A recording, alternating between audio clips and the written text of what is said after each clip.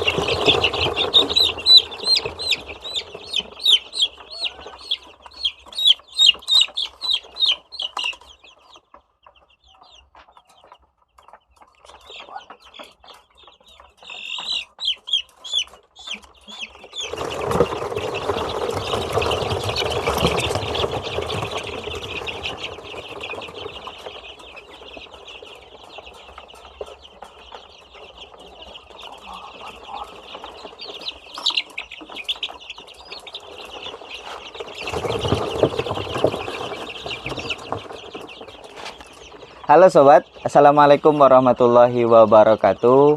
Bagi sobat semua yang sudah klik video ini, semoga dalam keadaan sehat, usahanya tambah lancar, tambah sukses, dan tambah barokah.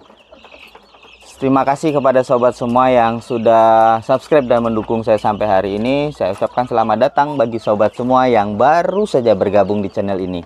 Nah sobat, tadi saya sedang menimbang beberapa anak ayam, yaitu baru dua. Tadi ada yang kecil 1 on, ada yang besar 1,8 on. Nah itu nanti kita seleksi untuk dijadikan indukan, dan sekaligus biasanya saya gunakan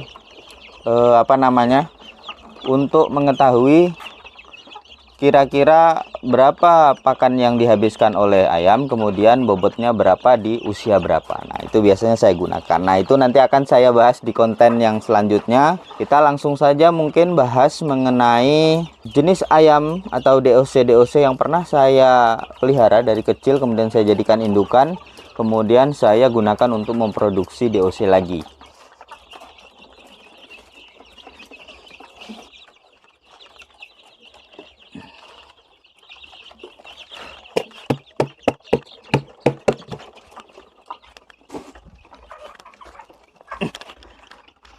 Nah, DOC yang pertama yang saya pernah pelihara itu adalah ayam kampung asli, kemudian yang selanjutnya itu KUB 1 ya.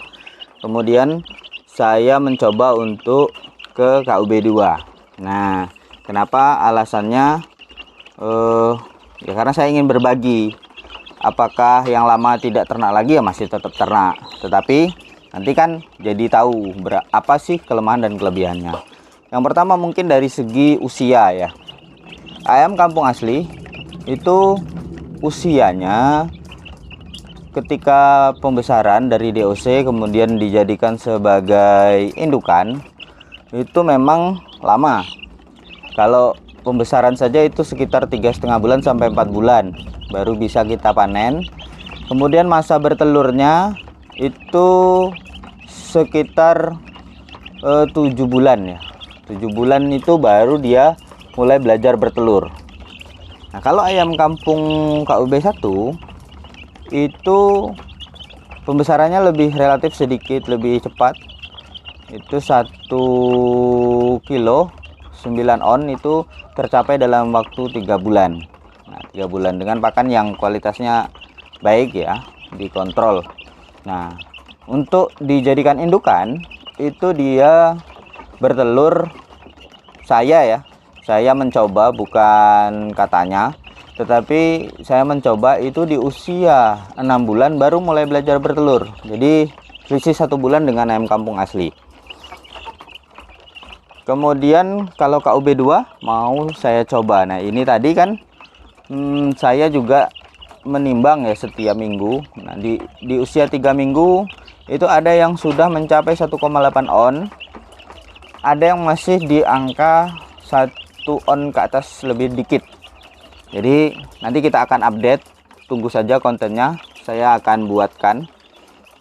Nah kemudian dari segi treatment indukan ayam kampung asli karena dia punya sifat mengeram, dia itu lebih butuh treatment lebih banyak Jadi misalnya kalau misalnya dia lagi mengeram, harus kita treatment dulu, kita pisahkan dari kandangnya. Tapi kalau ayam kampung KUB, walaupun KUB 1 ya, walaupun dia itu masih ada sifat mengeramnya, tapi dibiarkan saja di tempat dia mengeram itu, nanti lama-lama dia turun karena tidak ada telurnya.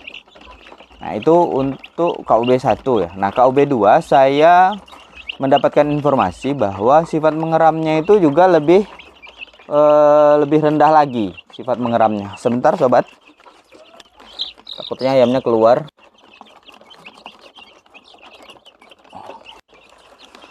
Untuk produktivitas telur, ayam kampung asli itu di atas 50-an% bisa. Jadi sampai 55% pernah saya rata-rata dalam 1 minggu. Bahkan mungkin dalam 1 minggu bisa sampai 70%, tetapi itu hanya bertahan mungkin ya 1 minggu itu saja. Selebihnya itu masih di angka 50%-an. Jadi rata-rata 1 tahun itu 50-an% lah untuk bertelur itu. Karena apa? Karena mungkin punya sifat mengeram itu ya. Terus kemudian treatmentnya kita harus treatment dengan tepat. Kemudian kalau KUB 1 itu dia sudah sedikit sifat mengeramnya, sehingga tidak membutuhkan treatment yang khusus seperti ayam kampung asli, dan produktivitas telurnya sekitar 60 tembus 65%. 65% untuk KUB 1. Nah, itu yang sudah pernah saya coba. Kemudian kalau fertilitasnya ayam kampung asli, jika treatmentnya tepat, itu fertilitasnya juga tinggi kalau treatmentnya tepat, sehingga jadi mungkin lebih ribet lah kalau untuk bagi peternak yang besar mungkin ya, karena harus ditreatment. Tapi kalau untuk KUB 1 tanpa ditreatment, fertilitasnya memang tinggi ya. Saya pernah mencoba 1:7, itu masih hampir 100%, 99-98% itu masih fertil, dan daya tetasnya bagus. Kalau di ayam kampung asli itu 1:9, 1:8 masih bagus fertilitasnya kalau treatmentnya bagus. Nah itu. Nah kemudian yang selanjutnya mengenai pakan, lebih irit kalau dijadikan indukan itu untuk ayam kampung asli daripada MKUB. MKUB itu membutuhkan 75 sampai 80 gram per ekor per hari. Kalau ayam kampung asli itu 60 cukup, dan dia bisa bertelur rutin juga. Nah, kalau pakan pembesarannya itu relatif sama, FCR-nya tidak jauh-jauh berbeda di antara 2,5 sampai 3, dan KUB juga seperti itu. Cuma yang membedakan adalah jangka waktu panjang, lama waktunya pembesarannya.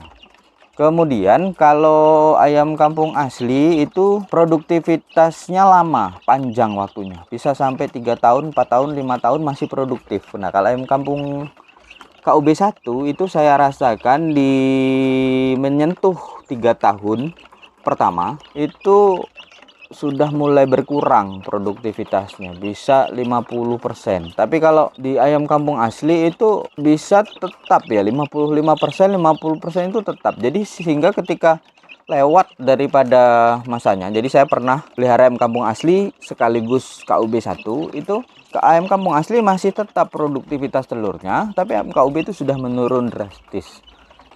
Nah, kemudian untuk harga. Nah, harga DOC untuk ayam kampung asli itu di sini ya rata-rata itu 6.000. Tapi kalau di KUB 1 itu rata-rata 7.000, 7.500, dan KUB 2 ada yang menjual lebih tinggi daripada 8.000, 8.500 itu ada KUB 2. Itu saja mungkin yang bisa saya bagikan. Tunggu video saya selanjutnya, kita belajar bersama. Wassalamualaikum warahmatullahi wabarakatuh.